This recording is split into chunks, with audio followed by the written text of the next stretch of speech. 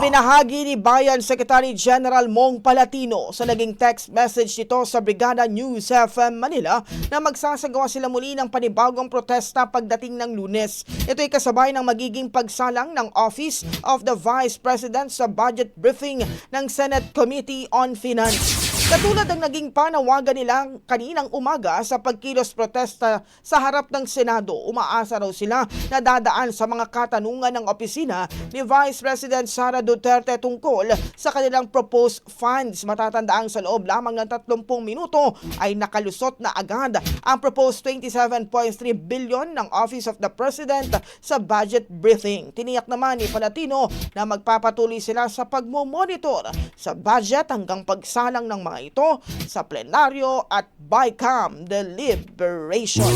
Ang bahaging ito ay hatid sa atin ng PowerCell Soya Coffee. Masarap araw-arawin.